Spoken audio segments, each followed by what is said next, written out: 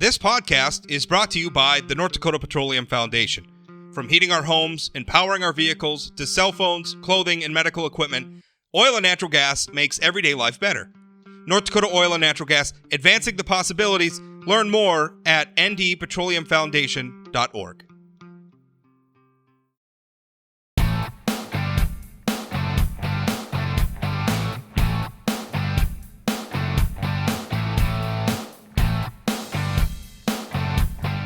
Welcome to Plain Talk Live. I'm Rob Port. Joining me this Wednesday, as he does every 3 weeks or so, is Jonah Lantto from the Good Talk Network.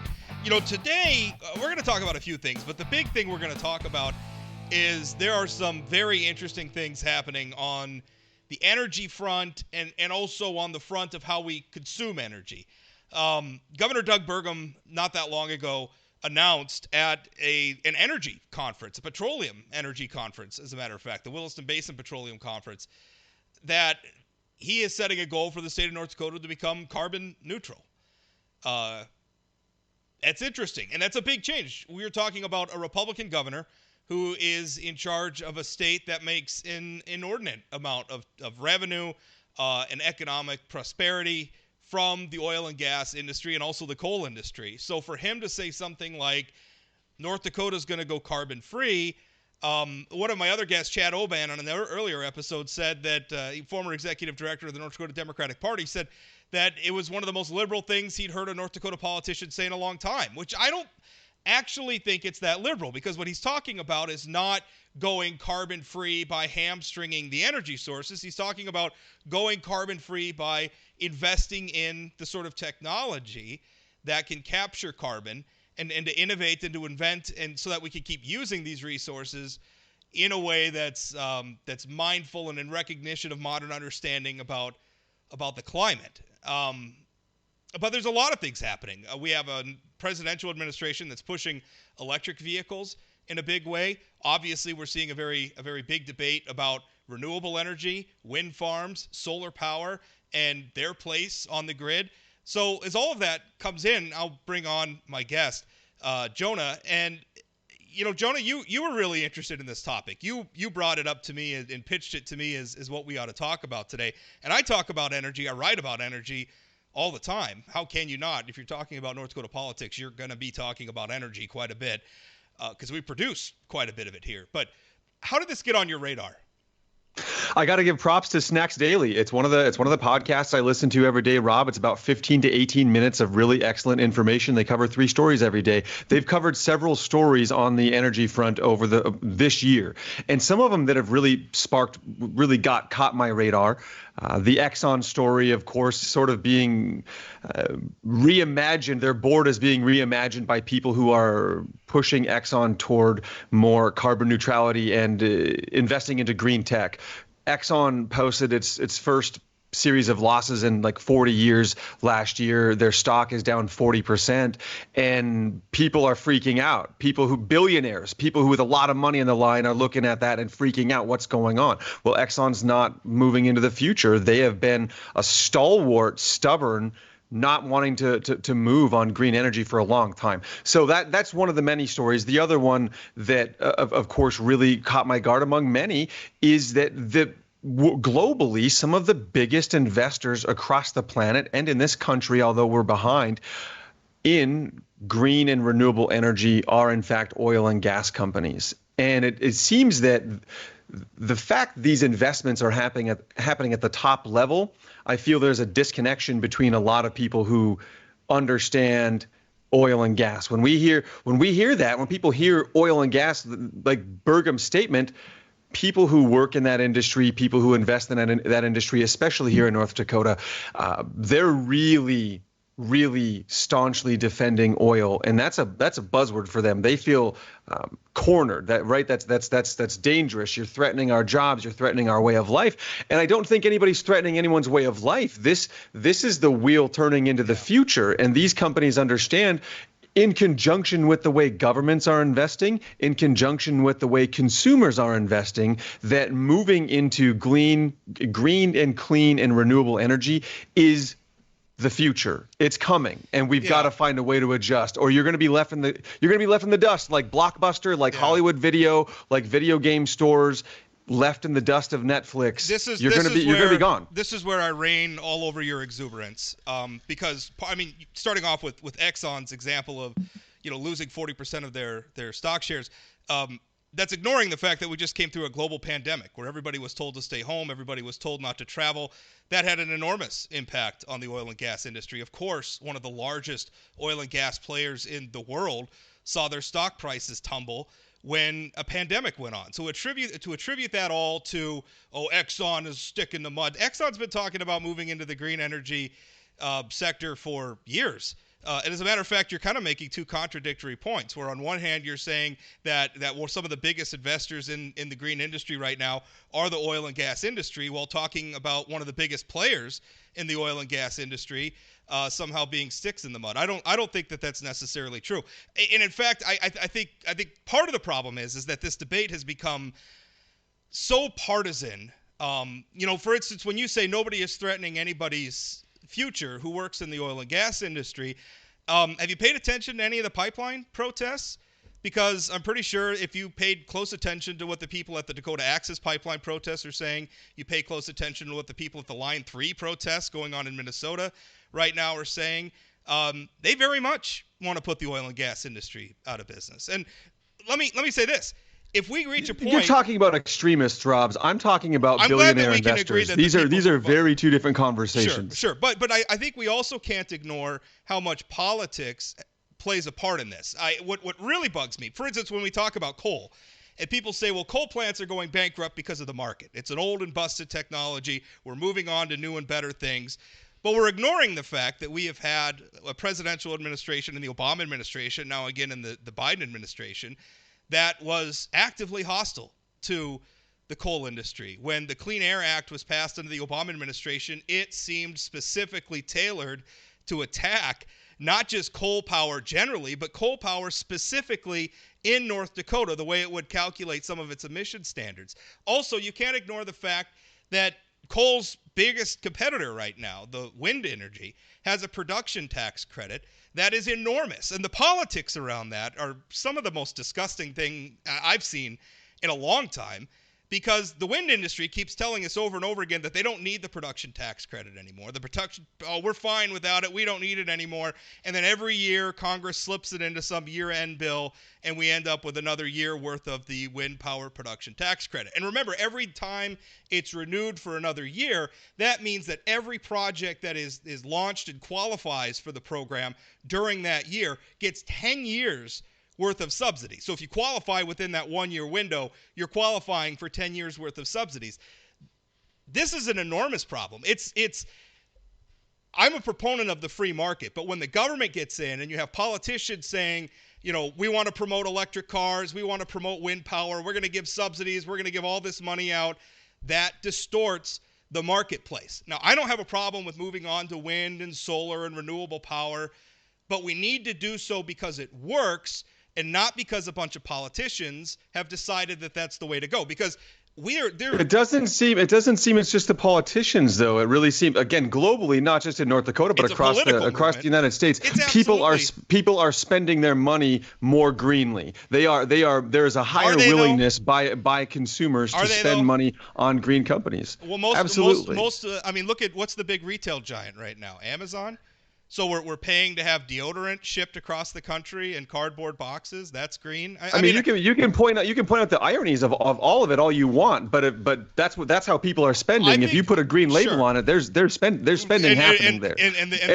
We're getting away from the real topic, is that in spite of all of this, we still have a heavy billion-dollar level of investment in the green energy sector from oil and gas companies. And it's not strictly because politicians are making it so. It's a reaction to the market. The people create the market just as much as the politicians do. And in spite of your declarations, Exxon's investment in the green energy sector is way behind all of the other leaders. Maybe. They're way back there. They are being held, they are almost being held captive by hedge fund environmental investors, and it's forcing their hand to create a bigger board that has a greater willingness to invest in green money. It's really big. It's really big. It's shocking to me that you would think that that's a good thing, that a company would be held hostage by people motivated. I'm not saying it's a good thing. I'm just saying that is what's happening. As opposed to market reality. That is what's happening. Okay. But we're also hanging our hats on a 1-year drop in Exxon Valdez. My father worked on the Exxon Valdez. Well, their market share is down consecutively over the years too. Sure. It's more than just last year. And a lot of that has to do with the shale oil revolution that happened right here in North Dakota and in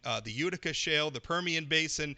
A lot of the players in that were not Exxon. You'll notice Exxon's not really in the Bakken. Who's in the Bakken? Continental Resources, Oasis Petroleum, a lot of smaller players. So Exxon lost a lot of market share because Exxon's kind of sat out the shale oil revolution, which is where a lot of the in recent years, probably the last decade or so, where a lot of the big development has happened. So I don't know. I think we're trying to reach a lot of conclusions about what's happening with Exxon.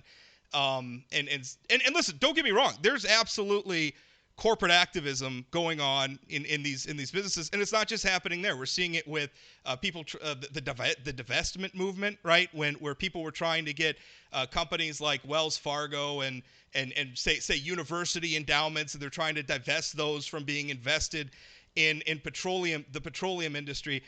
And here's what bothers me. Again, I don't have a problem with us moving past oil or gas or coal or nuclear or any other power source and moving on to something that works better, as long as it really works better in the marketplace. When we're pushing past, say, coal to wind, does wind work better? Can wind turbines replace coal plants? And the answer to that is no, they cannot, because they are two fundamentally different types of electrons.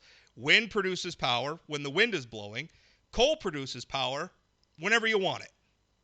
This is a problem, and we're starting to see it. Over the last winter, our grid couldn't keep the lights on. Now, there's a lot of factors that go into it, but I would argue one factor that went into it is our grid wasn't as resilient as it could be. That the precipitating factor was obviously cold temperatures in parts of our country that aren't used to cold temperatures, and so a lot of the grid down there wasn't hardened for it.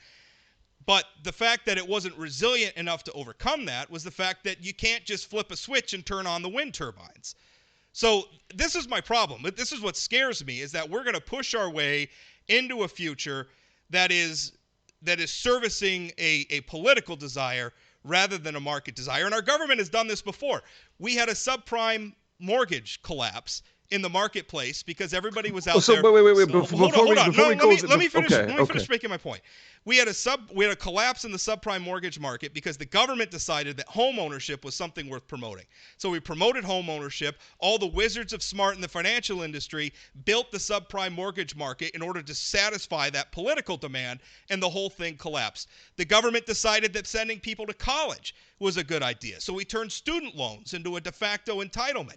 And anybody who wants a student loan can get a student loan. And what happened to the price of higher education? It went through the roof, right? It grew faster than medical prices. It grew faster across the board to the point where we had a student loan debt crisis that we're still dealing with right now. So my problem is that when the politicians get involved and they start manipulating the marketplace, which they've absolutely done in energy, in order to produce a specific outcome, a lot of times we get side effects that are very bad and that hurt a lot of people. And so there's people like me that are saying, slow down. Let's not move so fast. Let's make sure this stuff works before we go headlong into a future to satisfy a political agenda.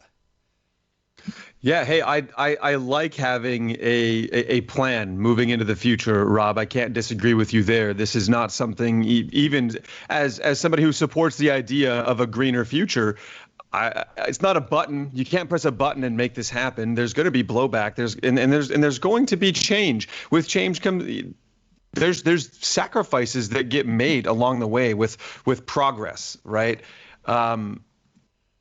Across the scale of it all, people are investing green. I don't know. Is it wholly a result of a political movement? Is the movement toward green renewable energy politically driven completely? Is that what you're suggesting? That there's no. Well, that's the thing about talking about this stuff, is it's so complex that I don't think there's ever just one variable, right?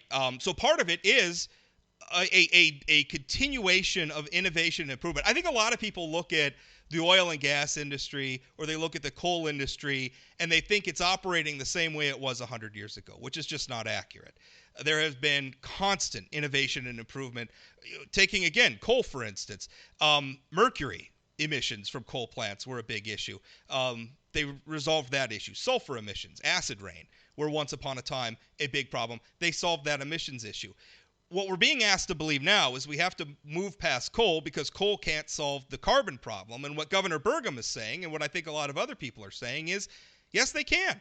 They can absolutely solve that problem. And if we do solve that problem, we have 800 years worth of coal under North Dakota at current levels of consumption. Why would we not want to use that resource? We know it's there. We know what it can do. Let's not throw the baby out with the bathwater. Yeah, well, decarbonization is moving forward. I think it's important to note, what does that actually mean, right? When we say when people say, well, we want to go carbon neutral, what exactly does that mean? I still think that a lot of people are disconnected from what that means and how that actually benefits your community, the people around you, society in general, the planet, and that is the direction that he wants to go. So when Burgum makes this announcement of wanting to be carbon neutral, how does he intend on achieving that? Yeah. What's the plan to get there? And again, what does that mean? That you're just going to axe jobs? You're going to stop the pipeline? You're not shipping oil anymore? Well, again, being carbon neutral, it means that you're balancing emissions of carbon dioxide with its removal, or by eliminating more emissions. Well, right? Yeah. And how do we get there? Well, we are carbon-based life forms. So the idea that we're going to ever be carbon-free is ridiculous. We need carbon. We do. We need it for life. Plants need it. We're not going to be carbon-free. No, carbon neutral. Carbon neutral, right, which is the point I'm making. Yes. I think people assume, we're just going to stop using all that stuff. No, the idea is to be able to produce energy in a way that's minimizing or eliminating the impact on the total. And climate science is so hugely complex. It's difficult to talk about these concepts. But what Governor Burgum's talking about specifically in North Dakota is carbon capture, where we can capture a lot of these emissions and store them underground. Where eventually, once we've stored them underground, we know where they are, and if we want to use that carbon for some other process in the future, it's there. It's still a resource. It's still an asset. That's something that can happen. That's something that we're working on, and there's a lot of different technologies. Underground storage is one. There's scrubbers. There's a lot of things that are emerging, and what worries me is that stuff's not getting the attention because everybody's enamored with solar panels and wind turbines, and again, it's so political. Like, if you're liberal, you have to be for wind turbines and solar panels, and if you're conservative, you have to be for coal and oil. And I think we need to get to a point where we're all just for what works. I agree. For me, this is not a political battle. And I want to reference a study from worldoil.com. I know I shared this with you. It's from more than 1,000 experts were interviewed and surveyed in this study. And take that for what it's worth. But these are, so as much as 2/3 of the senior oil and gas professionals said that they are actively adapting to a less carbon intensive. Just 1/5 said they will increase investment in oil projects in 2021. And so I want to come back to whether or not this is a political movement. This is happening. That sector is adjusting. And again, what that means for people like you and me and the rest of the world. We can argue about whether it's the politicians are doing this to us and whether it's going to have a negative effect, or we can prepare for what is happening. Yeah. Is there still a fight to be had on whether or not the rest of the world is going to move into cleaner, greener energy?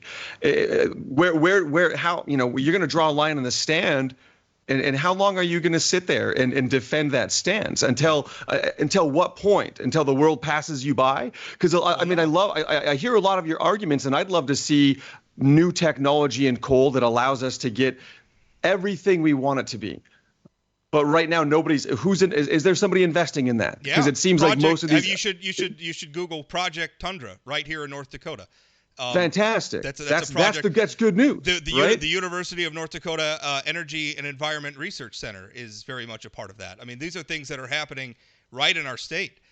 There's new, and again, this doesn't get attention because doing things that might make coal viable into the future is not politically popular right now. And when you quote a survey and it's oil executives or senior oil people who are saying where they're going to invest and where they're not going to invest, you have to remember part of what they're responding to is absolutely the politics, and even the politics when it comes down. Yeah. When it comes down, it's part of it, and it impacts the market, right? If we change the tax code, or we change the regulatory environment, or just the simple activism, like the people who are investing to try to build pipelines these days, you don't think that they have to take into account the fact that they're going to have to build their pipelines amid what are often very violent political protests, amid what is often very negative media coverage as the political activists are able to sort of, get the journalists to report on the story from their perspective, that they're not going to have to foot the bill for what is often years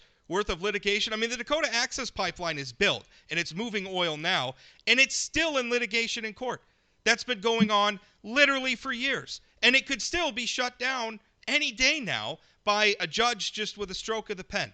That's the environment that they have to operate in. You don't think that they react to that marketplace? You don't think that they have to take those additional costs into mind when they're building it? So yeah, it's tough out there because of the political environment to build an oil pipeline. And meanwhile, we're all using oil every day, which is the thing that just drives me absolutely up the wall. Is a product that we clearly need, that we're all using every day, that we're not going to stop using anytime soon. We can't build the infrastructure to build it to market. So increasingly, we're becoming dependent on a smaller number of aging pipelines, and that's not good for us. Look what happened with the Colonial Pipeline out on the East Coast, where a ransomware hacker shuts it down, and now all of a sudden we have fuel shortages across the eastern seaboard.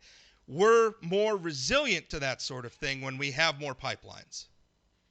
We are more resilient to when we have more pipelines, but do we have to keep building pipelines, or is there an alternative for the future? And it seems that the move that most people want to make is toward electric, or to the EV vehicles that are a combined option. Okay. And that's the announcement from Ford. The greatest selling vehicle in American history, the Ford F-Series, is now building. They have announced they are entering the electric truck market, and that is a big deal. And we can talk, we can all the what ifs you want, but they're moving into the market. That's the biggest seller of trucks in the country, and so it seems again it's happening.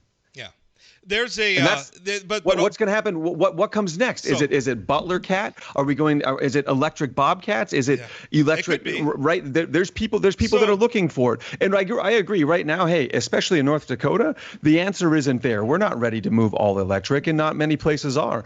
But where are we going in the future? And I think again, it's more of the EV. Even a lot of people I know who are in the car sales industry, more and more they're seeing these EV vehicles and all electric and a higher demand for electric. And although, hey, look, Tesla has the biggest share of the market in electric cars, but I think they're like 1% of the entire market shares of vehicles worldwide. I actually have the numbers in front of me. What are they? In 2020, Tesla made fewer than 500,000 vehicles, shipped fewer than 500 vehicles nationwide. I think it was like 495, somewhere in there.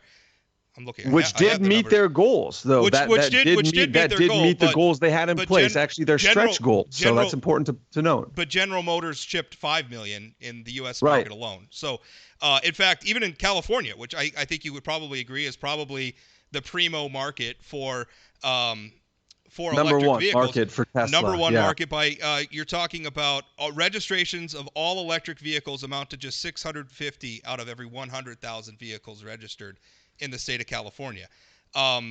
And there's the Hey fact man, that back in 1999, everybody still had a VCR player. I was buying a DVD player, sure, and everybody was telling me I was stupid.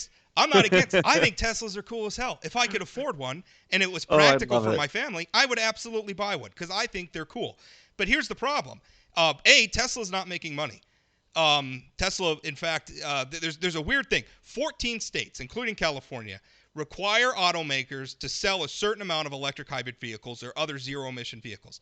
Now, since most car manufacturers, and you mentioned Ford, I know General Motors has electric cars, but a lot of these manufacturers that operate in these states can't, or they either don't make an electric vehicle line or a zero-emission vehicle line, or they don't make enough of them to meet the state standards. And so what they're able to do is they're essentially able to purchase indulgences from Tesla, which does make vehicles. That was almost $500 million in Tesla's 2020 earnings, which was without it, Tesla's not a profitable company without that revenue. So, I mean, part of the reason why Tesla is successful as it is right now is because, again, of politics, of a government policy that is forcing Tesla's competitors to pay Tesla to make cars to compete with them. Now, that's a perverse situation, and It's not going to last forever. That's not a sustainable business model. And Tesla, listen, I'm an Elon Musk fan, so I'm not here to rain on Tesla's parade. I'm just saying we get a lot of political exuberance for something like electric vehicles and sort of ignore the fact that for a lot of people, they are practical. You talked about the F-150 being electric. One thing we don't know about this, because they just announced it, but we don't know yet, how long is it going to take to charge? How many miles can you get out of it? The number one car, and this was up on Kelley Blue Book. They rated all the different electric vehicles. Number one, best range, is the Tesla Model S. Gets a little over 400 miles range in practical use. Takes a long time to charge. And it takes even with the optimal charger, like a high voltage, the Tesla made high voltage charger, optimal conditions, it takes 1.3 hours to charge. Now, I can drive 400 miles in my GMC Yukon that's 16 years old, and it takes me, 10 minutes to fill it up at a gas station? So, maybe that works for a lot of people, but for a lot of people, that's just not going to work yet. And by the way, a Model S, the base model of a Tesla Model S is $80,000 before you add anything to it. If you want to move down, there's actually a Cooper Automobiles. I have the info here. Where am I finding it? The Mini Cooper, they have one, and it costs around, here it is. Mini Cooper SE Signature costs $30,000, according to Motor Trends, who did not give it a rave review. Here's a quote from it. A tiny two-door with just 110 miles of range. Plagued by a rough ride and excessive road and wind noise, its fast charging ability isn't that fast, taking 40 minutes to restore 80% of its range. 110 miles gets you halfway to Fargo from Minot, at which point you have to stop for 45 minutes. So that's the affordable option for an electric vehicle. Now, as time goes on, this is going to get better, to your point, right, but again, that's my caution is we're moving into an area that is not ready for prime time yet. I think it's not ready for prime time, but as we see more players jump into the game, it's not far from prime time. How long does it take before you're there? The first Tesla was produced in 2008. We're only 12 years into Tesla. You're how many years into Ford? 70? Will it take vehicles like Ford and Tesla that long to get to the level of where Ford is now, or will it happen more rapidly? Can electric vehicles do what gas vehicles did in half the time in terms of controlling a global market share of what people are driving? Those are the questions we have to wonder. Now, is it all politically motivated? Rob, I really can't speak to that, but I can speak to what I can observe. Companies are investing, people are wise to it, and there are adjustments being made culturally and in our society for this future. We can grump about it all we want. It's coming. As more people like Ford and GMC and Chevy jump in the game. Now we haven't even talked about electric semis yet, and how much that is going to be a game changer. Where semis are putting a lot of pressure on our roads, a lot of pressure into the air, and they're expensive. The other aspect of electric cars, especially with these complex diesel engines in semis, these electric cars are much easier to work on, much more simple to work on. The maintenance and they wear longer. Yeah, those are all great So points. And again, I object to you object to you calling it grumpiness though, because there's nothing wrong with pointing out, saying, Fair. hey, some of the exuberance here is maybe a little bit irrational.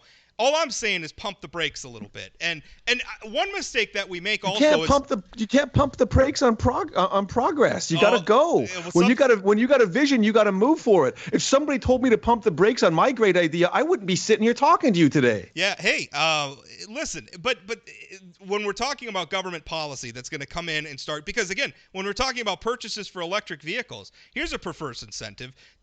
To date, most of the people who can afford electric vehicles are pretty well off, but they're getting a $7,500. If you want to go down and buy an electric vehicle made by Porsche, the federal government's going to pay almost $8,000 of that, $8,000 of other people's tax dollars going to your purchase of a Porsche. But somebody who can't afford an electric vehicle, because the electric vehicles that are in their price market, they're still buying a gas car, and the government's not picking up any of their tab. So I think people can afford electric vehicles. One of the best-selling vehicles last year was like the Tahoe with all the options, man. And those things are $80,000 to $100,000. Yeah. If those had an electric option that was feasible, if you can afford one of those, you don't need a subsidy to buy an electric vehicle.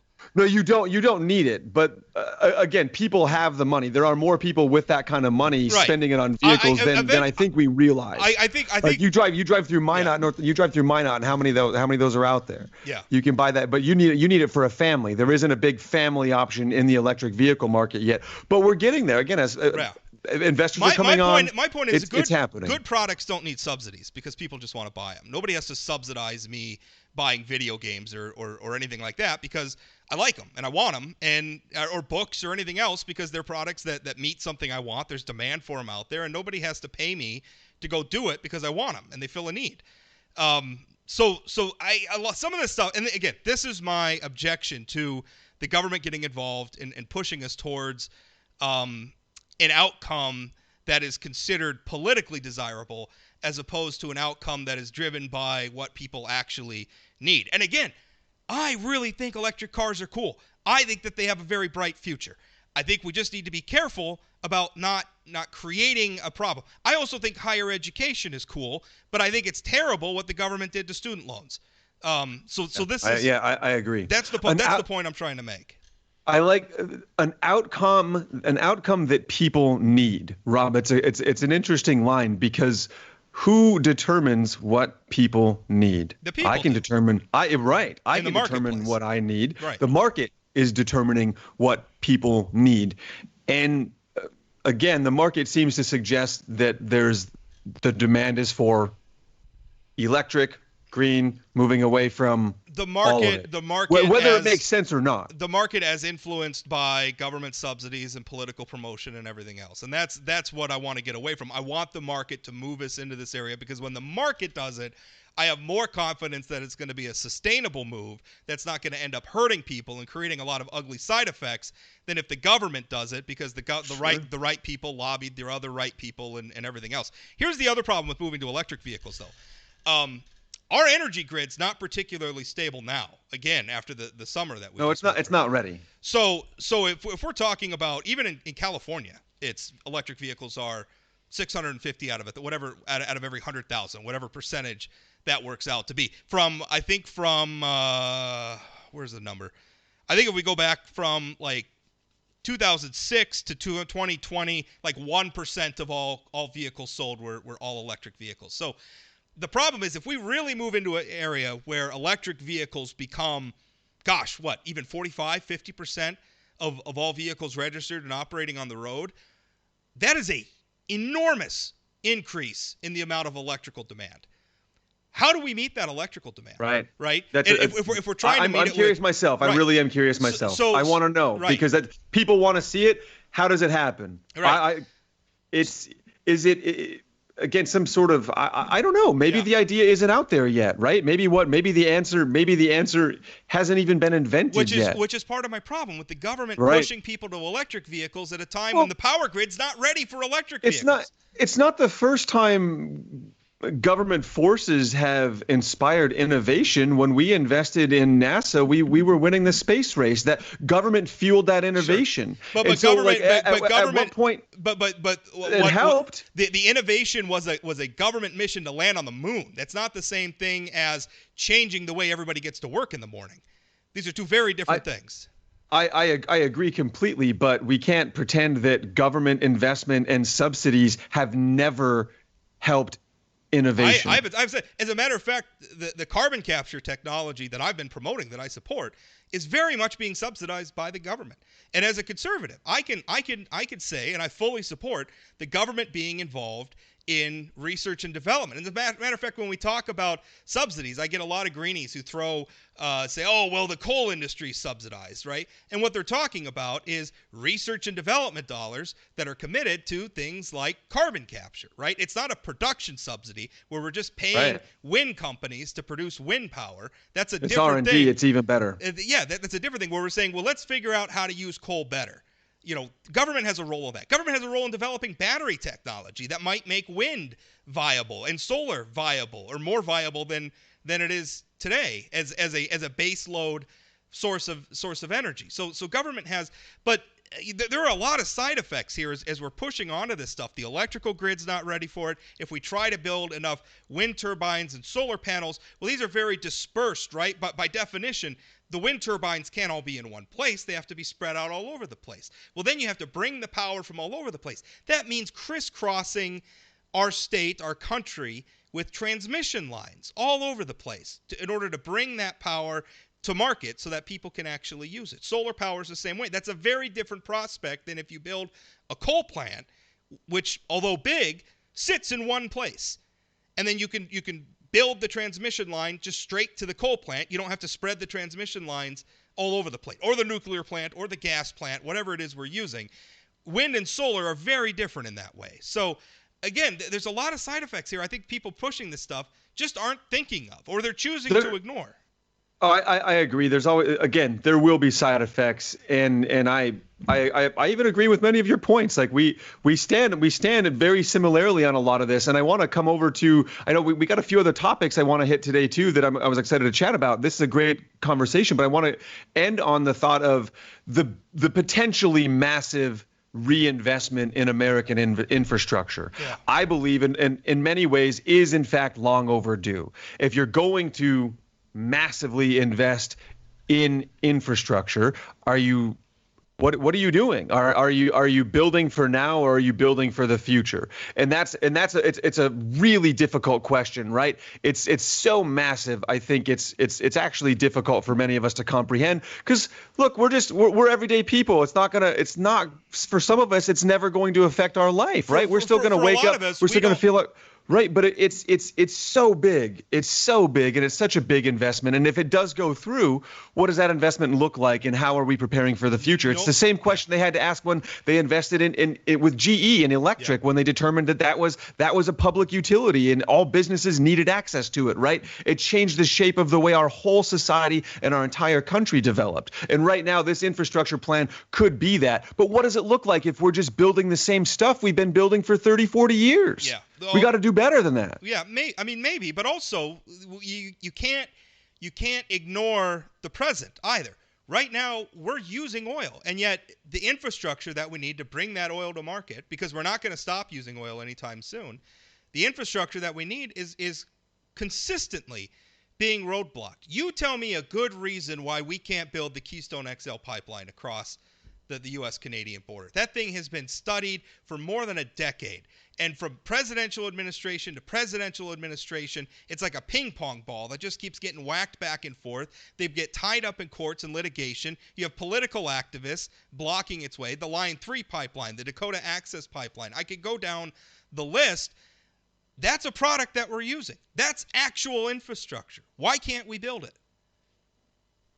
I don't have the answer for that, Rob. I can't defend how that's going. Really, I can't. So let's Yeah, and I agree with you though. I mean, we need to be thinking about how are Americans going to move in the future? Are they going to be, driving across the country like we were, post World War II when Eisenhower was building the interstate highway system?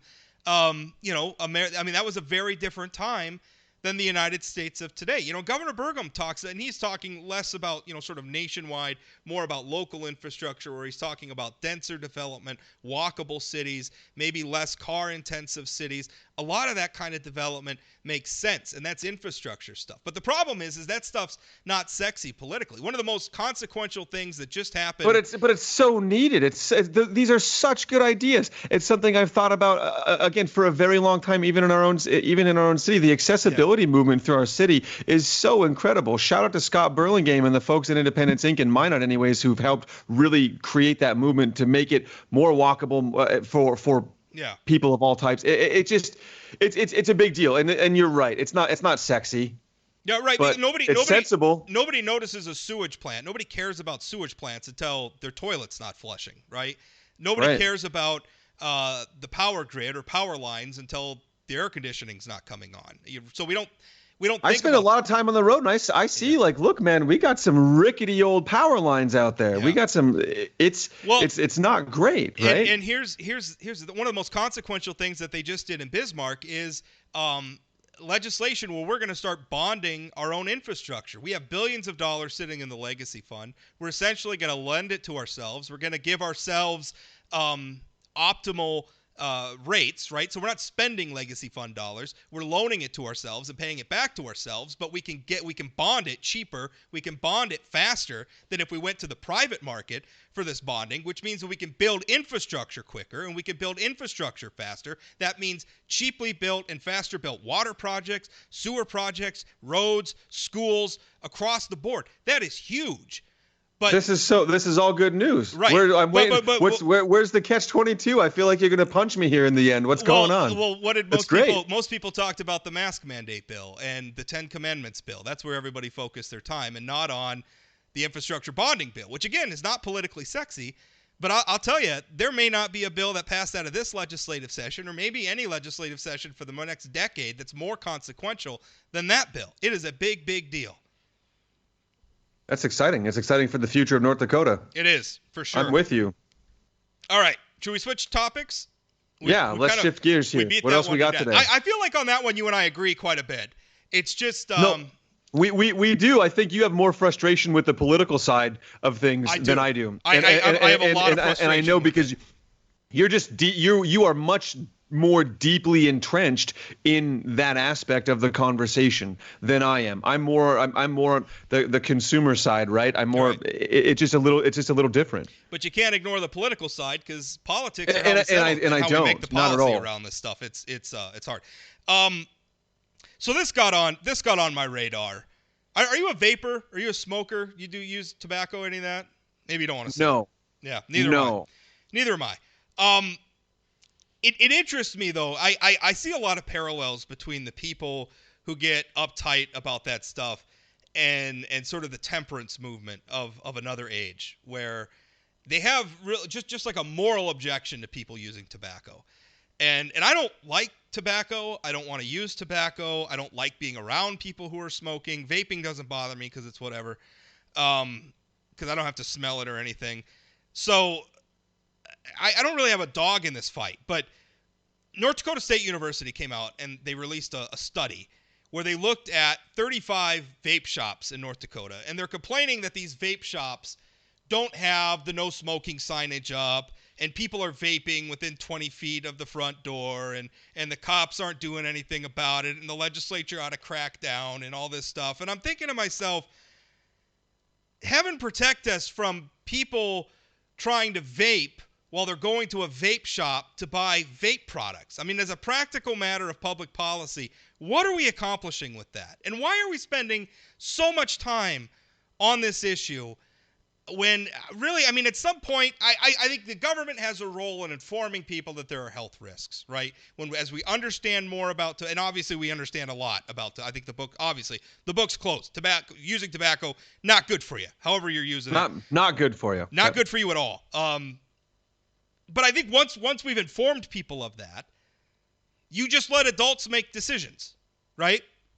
Like eating a cheeseburger from McDonald's, not good for you, right? You do it a lot, you're probably going to get heart disease or diabetes or a lot of other bad things. But beyond that, you're an adult. Make your own decisions. I don't understand this desire to, like, we've informed the public. They know that vaping's probably not good for them. And we're still doing more research, and I support that research to find out more about vaping.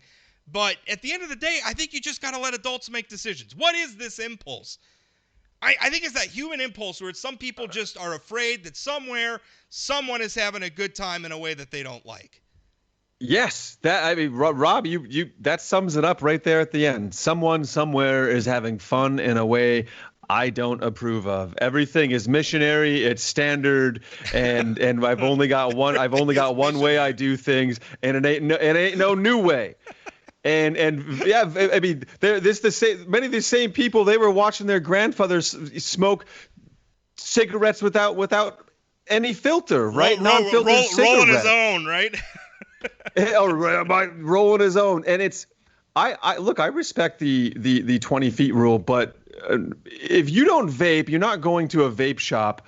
What the heck do you care if somebody walking into said vape shop is vaping along their way in? And I understand North Dakota state law says no smoking within 20 feet. And I would say, in my personal observations, I'm guessing that we're not doing well. If you look at the number of cigarette butts on the ground in front of all these businesses, if you want to enforce something, let's talk about that. Let's talk about all the cigarette butts on the ground. If we want people to enforce anything, at least the vapors they're not making a gross mess of it all. No offense, smokers. I love a lot of y'all personally. It just really is disgusting and unfortunate for me to see cigarette butts on the ground everywhere.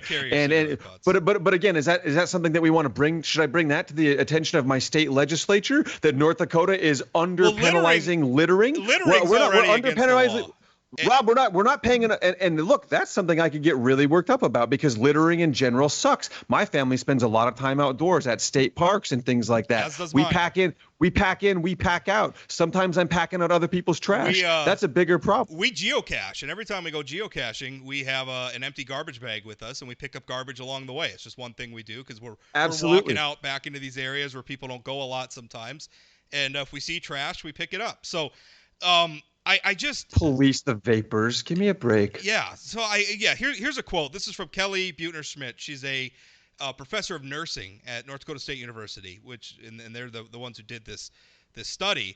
And she said, even though the state's smoke-free law has been in effect since 2012, vaping and smoking still occurred in required smoke-free and vape-free areas, according to our most recent study.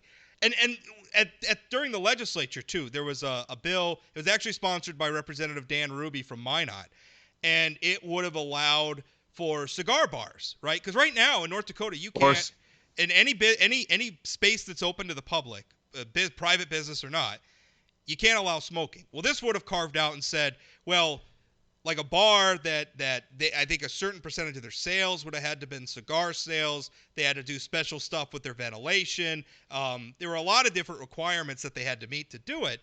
But it would have allowed a business where if you wanted to go out, have a cocktail, smoke a cigar with your friends because you're into that sort of thing, it was a place that it would allow business owners to serve that market. And I'm thinking, these are grown-ups, right? If you don't want to be around tobacco, don't go to the cigar bar.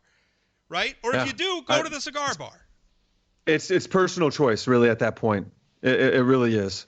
So that's a frustrating thing to me, and I really don't understand it.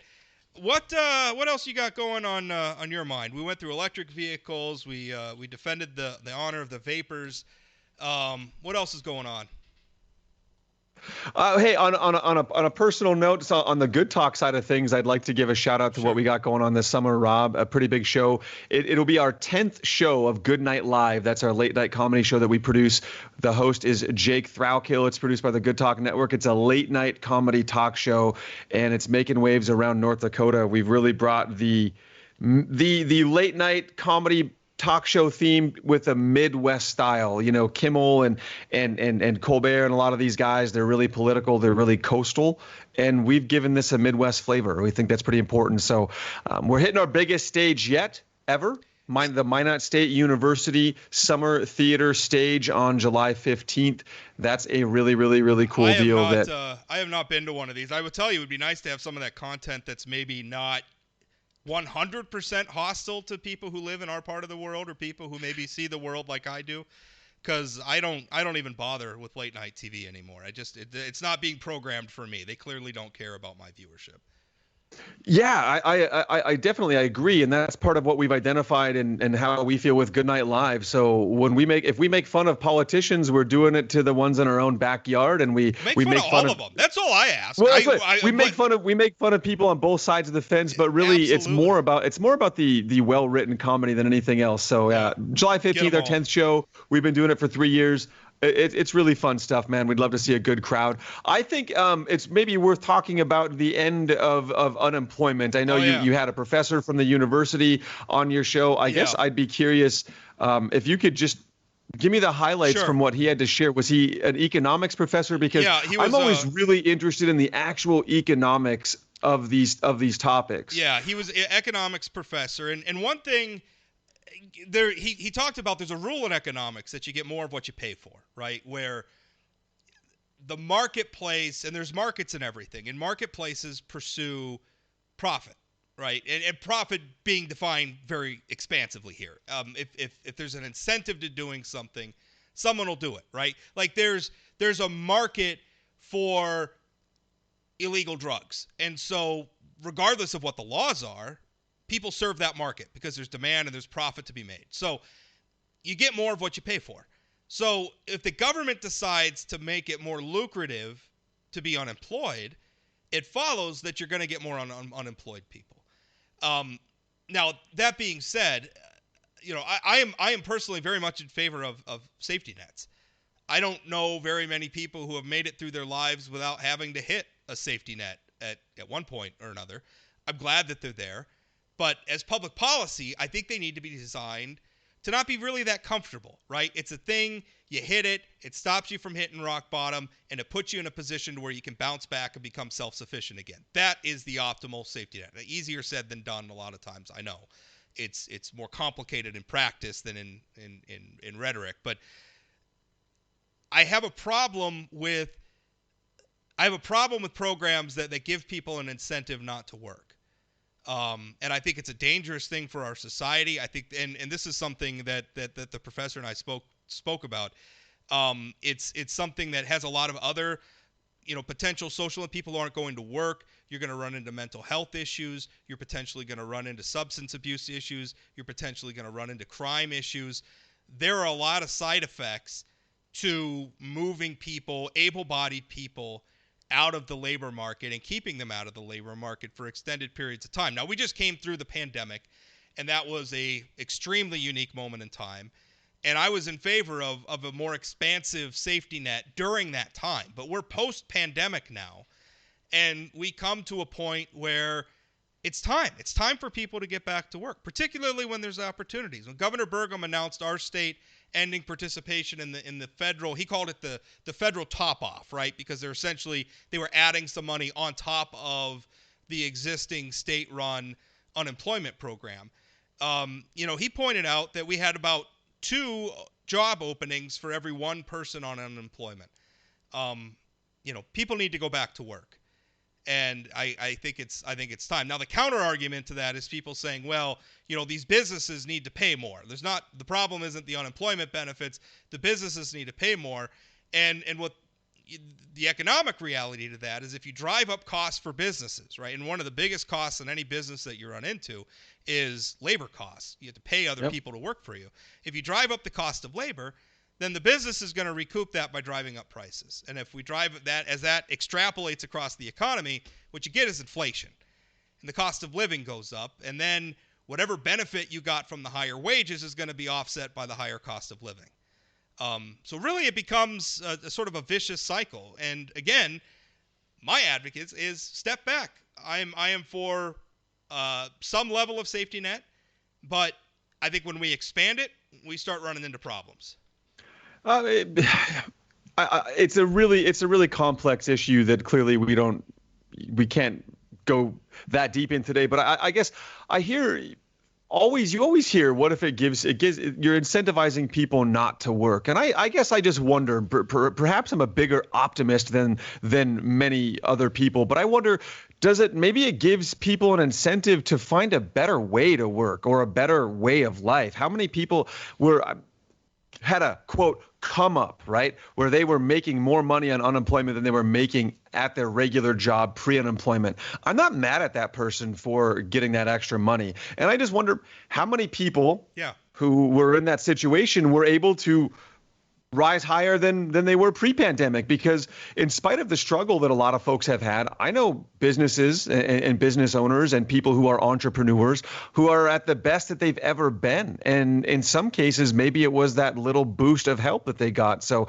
I don't worry that people are abusing the system. And I know, again, anecdotally, most of the people I know who are still on unemployment, they lost jobs they're not ever going to be able to return to for the wages they were making pre-pandemic. And so I care more about the professionals who are being affected by this, who want what they had pre-pandemic. I know people who work their way up in different industries to have a really secure position to be laid off, and that job's not coming back for them. And I have a real problem with a governor making a decision to remove federal aid from their citizens. For me, I take issue with that. Sure. For opting your citizens out of federal help is a problem for me. If it's helping 3 people and you think one person is abusing it, I would say the rates of abuse here in North Dakota are lower than in other places. I know in Ohio had a real problem with it. But I have a problem with that. And I think that was a little untoward. It's not going to solve the labor issue. This is not what's going to solve the labor issue in North Dakota, is taking people off unemployment. We don't have that many unemployed people still collecting the unemployment left. Yeah, well, we have significantly more than we had. We have significantly more unemployment people even now than we did pre-pandemic. Right. So job availability has returned to pre-pandemic levels, but the rate of employment, the number of people filling those jobs, or the number of people collecting unemployment benefits, remains elevated. Obviously down from pandemic peak levels, but remains elevated and higher, I think, than it needs to be. And this runs into one of the fundamental problems, what you're talking about. One of the fundamental problems with public policy is you're talking about individuals that you know. And we all experience public policy. Of course. Anecdotally, that's why I always note, yeah. Fair enough. We all experience public policy as individuals. But you can't make public policy for an individual. You have to make public policy for the aggregate. So I've been very careful every time I've written about this issue or spoken about it. I don't begrudge anybody taking the benefits. If you make the policy available and they're lawfully engaging in the program, that's a rational decision that you're making in order to accept help that's being offered to you. What the job of policymakers is, we have to make policy that achieves our goal, and our goal is everybody being gainfully employed and self-sufficient. I think it is a bad thing to have people that are dependent on the government. And even the people because I had somebody email me too that said, I had a job that paid $25 an hour. I'm still on unemployment because the only job I can find, the best one I can find, only pays $20 an hour. You want me to take a $5 an hour pay cut. And my answer is that $25 an hour job may not ever come back. And the longer that you sit out of the job market, your ability to get back to $25 an hour as quickly as possible is diminished, because as you're sitting out of the labor market, we all know what happens to people who have large gaps in their resume. Your skills may not, depending on what line of work you're in, your skills may not stay up to date. You may physically not be able to do the job anymore. Whatever it is, I don't know. A lot of things can happen. So, my thing is I want people to work, and I wrote about this recently.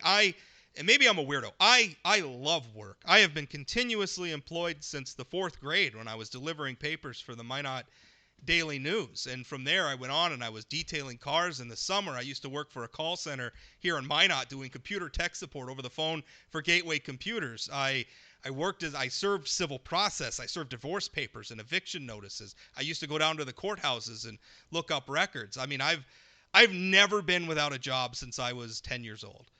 Yeah, I'm right there with you, Rob. I maybe not as early as 10, but I worked a few summers in my high school years, 16, 17 and on, and I've carried a job my whole life. I had a family to take care of in one way or another. I've had jobs with the lowly titles such as bug scrubber. I wasn't even a car wash attendant. I was literally a bug scrubber.